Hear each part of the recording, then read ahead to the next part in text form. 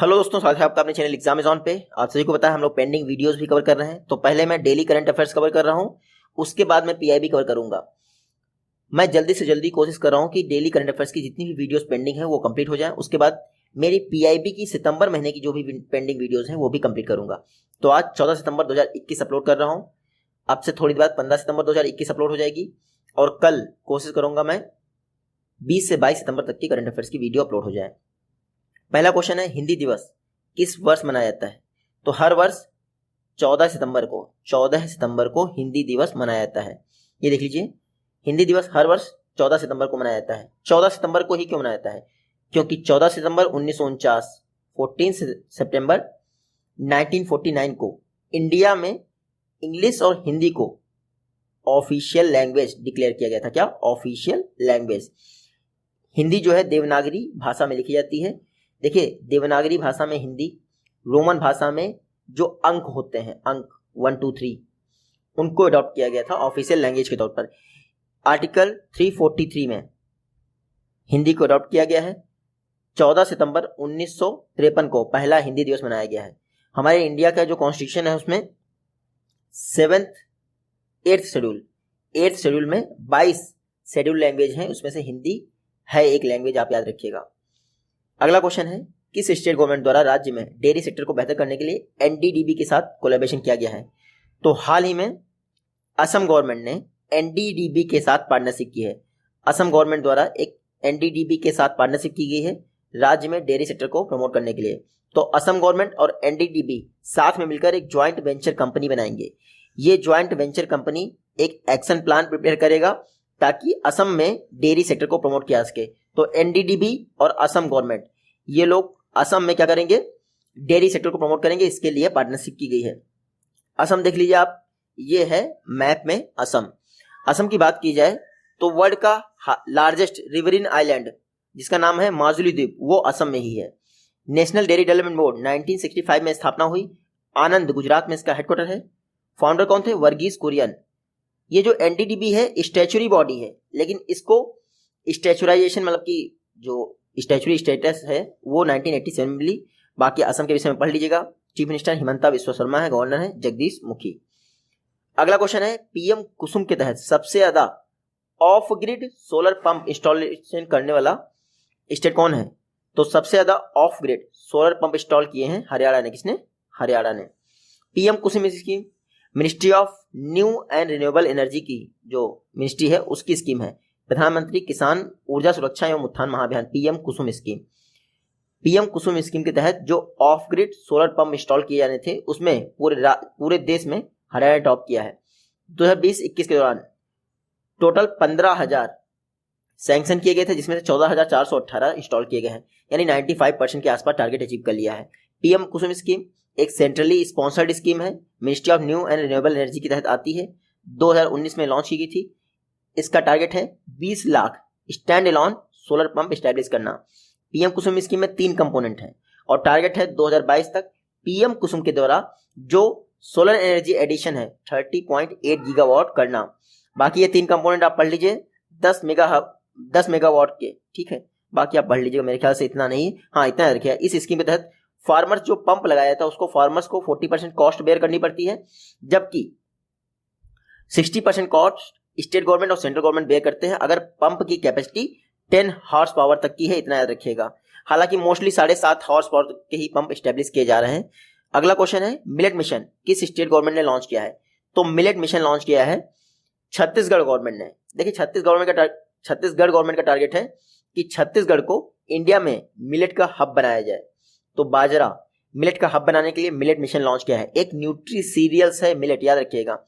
इसके लिए देखिए, छत्तीसगढ़ को मिलेट हब बनाने के लिए छत्तीसगढ़ गवर्नमेंट ने Indian institute of millet research Hyderabad के साथ एमओयू साइन किया है। तो एग्जाम में आप पूछ सकते हैं Indian institute of millet research कहाँ है? हैदराबाद में है। 2018 की बात करें, 2018 अप्रैल में जो हमारे एग्रीकल्चर मिनिस्टर नरेंद्र सिंह तोमर जी हैं, उनके द्वारा मिलेट को न्यूट्री सीरियल घोषित किया गया था, यानी पोषक अनाज घोषित किया गया था। 2018 को नेशनल ईयर ऑफ मिलेट के तौर पर सेलिब्रेट किया गया और अब 2023 को इंटरनेशनल ईयर ऑफ मिलेट के तौर पर सेलिब्रेट किया जाएगा। तो ये याद रखिएगा। छत्तीसगढ़ की बात करें तो चित्रकूट वाटरफॉल बहुत फेमस है, इंद्रावती रिवर पर है। अगला क्वेश्चन है, एक book human rights and terrorism in India, ये बुक किसने लिखी है? तो ये देख लीजिए, सुब्रमण्यम स्वामी की एक बुक है human rights and terrorism in India. BJP के मेंबर ऑफ पार्लियामेंट कौन? सुब्रमण्यम स्वामी, इनकी बुक है human rights and terrorism in India. बस इतना ही याद रखिएगा, मेरे ख्याल से और कुछ इंपॉर्टेंट नहीं है। अगला क्वेश्चन है, climate action and finance mobilisation dialogue India और किस कंट्री के बीच में ऑर्गेनाइज किया जाएगा? Climate action and finance mobilisation dialogue India और यूएस के बीच में ऑर्गेनाइज किया जाएगा। थोड़ा सा जान लीजिए आप, देखिए इंडिया यूएस के बीच में क्लीन एनर्जी एजेंडा 2030 साइन किया गया है। क्या? क्लीन एनर्जी एजेंडा 2030 साइन किया गया है इंडिया और यूएस के बीच में, यानी 2030 तक के लिए क्लीन एनर्जी का क्या एजेंडा होना चाहिए, इस पर इंडिया और यूएस साथ में मिलकर काम कर रहे हैं। और ये जो क्लीन एनर्जी एजेंडा है इंडिया और यूएस के बीच में, इसमें 2 ट्रैक पर काम करना है। एक ट्रैक है आपका climate action and finance mobilisation dialogue, दूसरा ट्रैक है स्ट्रेटेजिक क्लीन एनर्जी पार्टनरशिप, जिसको आप SCEP के नाम से जानते हैं। तो CAFMD और SCEP याद रखिएगा, इंडिया यूएस के बीच में क्लीन एनर्जी एजेंडा 2030 का पार्ट है। और ये साइन किए गए थे, लॉन्च किए थे अप्रैल 2021 में, जब क्लाइमेट समिट हुई थी इंडिया यूएस के लीडर्स के बीच में। तो ये आप climate action and finance mobilisation dialogue के साथ साथ स्ट्रेटेजिक क्लीन एनर्जी पार्टनरशिप भी याद रखिएगा। यूएस की बात करें तो आप पढ़ लीजिए, जो बिडेन जो यहाँ के 46 प्रेसिडेंट हैं और ओल्डेस्ट यानी एज वाइज ओल्डेस्ट प्रेसिडेंट हैं। अगला क्वेश्चन है, विश्व में पहली बार ग्लोबल बुद्धिस्ट कॉन्फ्रेंस किस कंट्री द्वारा होस्ट की जा रही है? ग्लोबल बुद्धिस्ट कॉन्फ्रेंस इंडिया द्वारा होस्ट की जा रही है। देख लेते हैं, इंडिया पहली बार क्या, विश्व में पहली बार ग्लोबल बुद्धिस्ट कॉन्फ्रेंस होने जा रही है, नवंबर में होगी और इसको इंडिया होस्ट करेगा। इंडिया में कौन होस्ट करेगा? Indian council for cultural relation, ministry of external affair के तहत कार्य करता है Indian council of cultural relation. ये नवंबर 2021 में नालंदा बिहार में ग्लोबल बुद्धिस्ट कॉन्फ्रेंस को होस्ट करेगा। इसमें 4 रीजनल कॉन्फ्रेंस भी होंगी, तेलंगाना, सारनाथ, गंगटोक, धर्मशाला, ये 4 रीजनल कॉन्फ्रेंसेस भी होंगी। ये सारी कंट्रीज जो है इसमें पार्टिसिपेट करेंगी। तो global Buddhist conference Nalanda Bihar में होने जा रही है। ICCAR Indian council for cultural relation इसको ऑर्गेनाइज करेगा। इसके लिए इसने अवार्ड भी घोषित किए हैं जो आप पढ़ सकते हैं। Indian council for cultural relation 1950 में स्थापना हुई थी इसकी, न्यू दिल्ली में हेडक्वार्टर है। फाउंडर अबुल कलाम आजाद थे, जो कि इंडिया के फर्स्ट एजुकेशन मिनिस्टर भी थे। वर्तमान में ICCAR के प्रेसिडेंट हैं विनय सहस्त्रबुद्धे। अगला क्वेश्चन है, स्काई रूट एरोस्पेस इंडिया की पहली प्राइवेट कंपनी बन गई है जिसने फॉर्मली यानी औपचारिक रूप से इसरो के साथ एग्रीमेंट किया है। स्काई रूट का हेडक्वार्टर कहाँ है? हैदराबाद में है। देखिए, स्काई रूट इंडिया की पहली प्राइवेट कंपनी बन गई है जिसने औपचारिक रूप से ऑफिशियल तौर पर इसरो के साथ एग्रीमेंट कर दिया है। स्काई रूट क्या कर रहा है? विक्रम सीरीज के रॉकेट्स बना रहा है। ये स्मॉल सैटेलाइट को अंतरिक्ष में ले जाएंगे। विक्रम सीरीज के रॉकेट जो होते हैं वो स्मॉल सैटेलाइट्स को रॉकेट स्पेस में ले जाएंगे। तो इसका फर्स्ट लॉन्च व्हीकल जो होगा विक्रम 1, ये 2022 में लॉन्च किया जाएगा। तो स्काई रूट विक्रम साराभाई के नाम से रॉकेट बना रहा है जो कि छोटे सैटेलाइट्स को अंतरिक्ष में ले जाएगा। Vikram Sarabhai founder of Indian space और फर्स्ट चेयरमैन भी थे इसरो के। इसरो के विषय में आप यहाँ से पढ़ लीजिए, मेरे ख्याल से बहुत बार पढ़ चुके हैं। स्काई रूट देख लीजिए आप, जून 2018 में स्थापना हुई, हैदराबाद में हेडक्वार्टर है और पवन कुमार चंदना इसके CEO भी हैं। अगला क्वेश्चन है, रीबिगिन प्रोजेक्ट किस IT कंपनी ने लॉन्च किया है? रीबिगिन प्रोजेक्ट TCS ने लॉन्च किया। किसने? TCS ने। देख लेते हैं, टाटा कंसल्टेंसी सर्विसेज, इसने लार्जेस्ट रिक्रूटमेंट ड्राइव चलाई है वुमेन्स को हायर करने के लिए, उसका नाम है रीबिगिन प्रोजेक्ट। रीबिगिन प्रोजेक्ट क्यों नाम रखा है? कोविड-19 के बाद टाटा कंसल्टेंसी सर्विसेज ने अपने ऑफिस को वापस ओपन कर दिया है, वर्क फ्रॉम होम को खत्म कर रहे हैं। इस दौरान इंडिया की लार्जेस्ट वुमेन हायरिंग ड्राइव चलाई है जिसका नाम है रीबिगिन प्रोजेक्ट। बस इतना ही याद रखिएगा, रीबिगिन प्रोजेक्ट ये TCS का प्रोजेक्ट है वुमेन को हायर करने के लिए।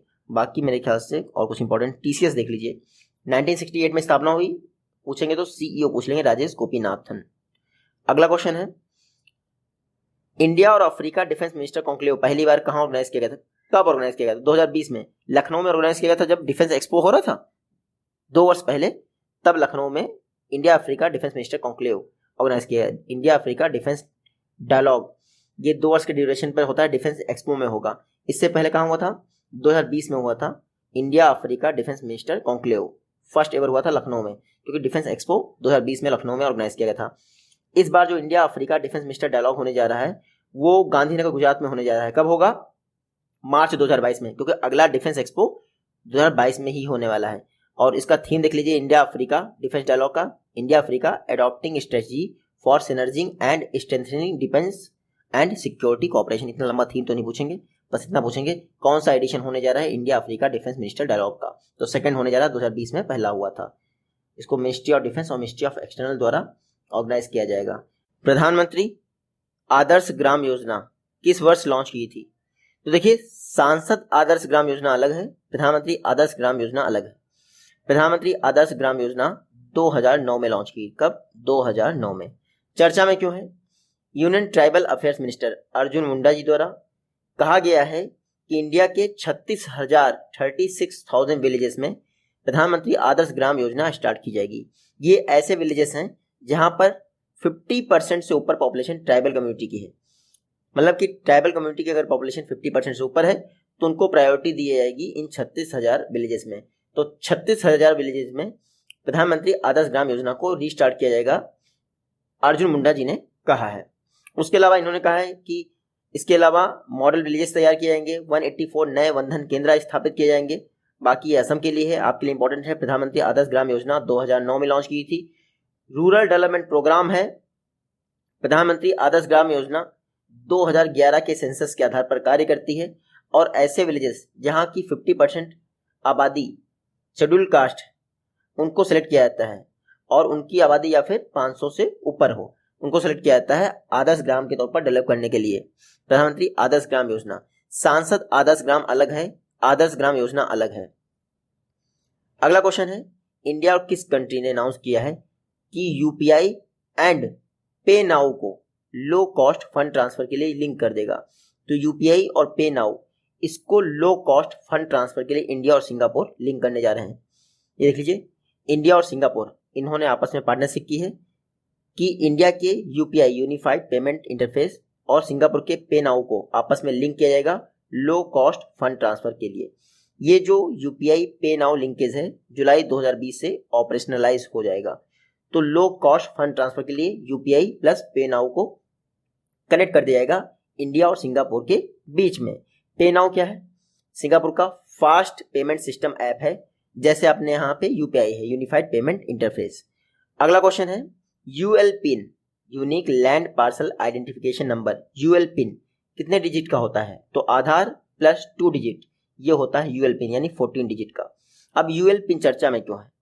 देखिए, सेंट्रल गवर्नमेंट द्वारा अनाउंस किया गया है कि 3 राज्यों को छोड़कर बाकी सभी राज्यों का जो लैंड रिकॉर्ड है वो सेंट्रल गवर्नमेंट की ई पोर्टल पर आ चुका है। ये 3 राज्य कौन से हैं? असम, उत्तराखंड, जम्मू कश्मीर। 3 राज्य और यूटी ऐसे हैं जिनका लैंड रिकॉर्ड का पोर्टल सेंट्रल गवर्नमेंट के नोडल प्रोक्योरमेंट एजेंसी के पास नहीं है। क्यों? क्योंकि ई पोर्टल पर नहीं आया है लैंड रिकॉर्ड का पोर्टल, लैंड रिकॉर्ड का जो डाटा है वो। 2008 में एक सेंट्रल सेक्टर स्कीम लॉन्च की गई थी, digital India land record modernisation programme.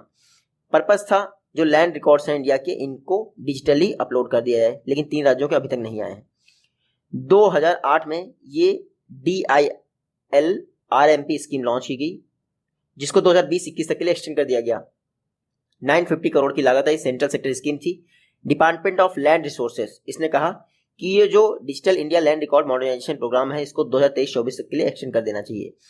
इस लैंड रिकॉर्ड प्रोग्राम में हर लैंड को 14 डिजिट का एक यूनिक पिन दिया जाता है, जिसको कहते हैं unique land parcel identification number. ये 14 डिजिट का होता है और जब से लॉन्च हुई है 11 स्टेट्स, 2021 में 11 स्टेट्स में इसको रोल आउट किया गया है और 2022 तक पूरे देश में रोल आउट की जाएगी। तो यूएल पिन याद रखिए 14 डिजिट का है और लैंड जो digital India land record modernisation programme है 2008 में लॉन्च हुआ था। क्वाड लीडर समिट पहली बार किस कंट्री ने होस्ट की है? यूएसए ने। देखिए, फिजिकल तौर पर पहली मीटिंग हुई है यूएसए द्वारा। प्राइम मिनिस्टर मोदी जी की जो बिडेन के बाद, यानी जो बिडेन के प्रेसिडेंट बनने के बाद पहली विजिट भी है यूएस की, और क्वाड लीडर समिट होने जा रही है व्हाइट हाउस में। यूएन जनरल असेंबली को न्यूयॉर्क में क्या एड्रेस करने जा रहे हैं prime minister Modi? 76 general assembly की बैठक शुरू होने वाली है। क्वाड में ये 4 कंट्रीज आती हैं, याद रखिएगा। प्राइम मिनिस्टर मोदी की फर्स्ट विजिट है जो बिडेन के प्रेसिडेंट बनने के बाद। क्वाड जो तात्कालिक प्रधानमंत्री थे जापान के शिंजो अबे, उनकी रिकमेंडेशन पर 2007 में क्वाड की बात की गई। 2017 में क्वाड बन गया 4 कंट्रीज ने। तो चाइना को रोकने के लिए क्वाड बनाया गया था। इसकी पहली फिजिकल बैठक हुई है कहाँ पर? यूएस में। अगला क्वेश्चन है इंटरनेशनल क्रिकेट काउंसिल, इसकी स्थापना कब की गई थी? 1909 में, जब मोहल्ले मिंटो रिफॉर्म आया था तब। देखिए ये ICC player of the month announce करता है कौन? आईसीसी।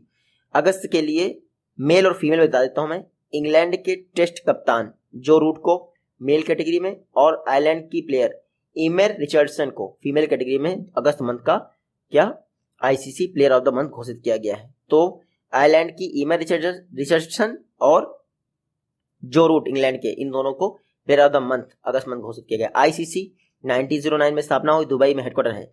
ग्रेग बार्कले जो कि न्यूजीलैंड से बिलोंग करते हैं, हाल ही में आईसीसी के चेयरमैन बने हैं। सीईओ कौन है? एंट्रीम सीईओ हैं ग्योफ एलेड्रिस। अच्छा, लसित मलिंगा का नाम जानते होंगे आप, कर्ली कर्ली हेयर थे इनको।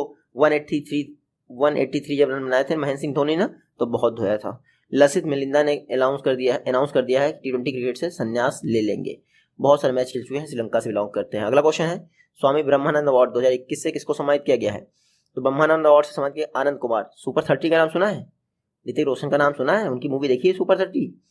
ये सुपर 30 इनिशिएटिव के लिए आनंद कुमार को ब्रह्मानंद अवार्ड से सम्मानित किया गया है। IIT एंट्रेंस एग्जाम दिलवाते हैं ब्रह्मानंद, मतलब कि ये आनंद कुमार जी। कहाँ पर इनकी कोचिंग चलती है? तो मेरे से पटना में जो रामानुजम स्कूल ऑफ मैथमेटिक्स है, वहाँ पर सुपर 30 कोचिंग प्रोग्राम रन किया जाता है। आनंद कुमार। ब्रह्मानंद जी कौन थे? फ्रीडम फाइटर थे, आप याद रखिएगा। लास्ट क्वेश्चन है 2022 के बीजिंग विंटर ओलंपिक्स में खेलने से किस कंट्री को सस्पेंड कर दिया गया? तो नॉर्थ कोरिया को सस्पेंड कर दिया। क्यों? क्योंकि 2020 का जो टोक्यो ओलंपिक 2021 में खेला गया उसमें नॉर्थ कोरिया आया नहीं, तो 2022 के बीजिंग विंटर ओलंपिक से इसको सस्पेंड कर दिया गया है। इंटरनेशनल ओलंपिक कमेटी ने नॉर्थ कोरिया को सस्पेंड कर दिया है 2022 के विंटर ओलंपिक से। 2022 के विंटर ओलंपिक कहाँ होने? बीजिंग में होने। ये 4 वर्ष पे होते हैं, याद रखिएगा। तो नॉर्थ कोरिया सस्पेंड कर दिया गया है, बाकी आप मत याद रखिए। इंटरनेशनल ओलंपिक कमेटी की बात कर लेते हैं। 1894 में इंटरनेशनल ओलंपिक कमेटी की स्थापना हुई थी, पेरिस में स्थापना हुई थी, हालांकि हेडक्वार्टर है लोसाने स्विट्जरलैंड में। 1894 में इंटरनेशनल ओलंपिक कमेटी की स्थापना हुई। 1896 में पहले ओलंपिक खेले गए एथेंस में। प्रेसिडेंट कौन है? थॉमस बॉक। विंटर ओलंपिक याद रखिएगा 2022 के कहाँ होने? बीजिंग में होने हैं। 2026 के मिलानो इटली में होने हैं। अगर विंटर ओलंपिक आपको याद ना है तो हमेशा याद रखिएगा, कर्क रेखा से ऊपर ही मोस्टली ये प्ले किए जाते हैं, खेले जाते हैं। क्यों? क्योंकि विंटर ओलंपिक है ना भाई, ठंडी का माहौल तो चाहिए ना इनके लिए। अच्छा, इसके अलावा याद रखिएगा 2023 में मुंबई में 140वां इंटरनेशनल ओलंपिक कमेटी का सेशन होगा। कौन सा? 140वां एडिशन होगा इंटरनेशनल ओलंपिक कमेटी सेशन का मुंबई में 2023 में। ये आज की वीडियो से क्वेश्चन है, आई होप कि इजीली आप इनका जवाब दे पाएंगे। मिलते हैं नेक्स्ट वीडियो में, तो टेक केयर, गुड बाय।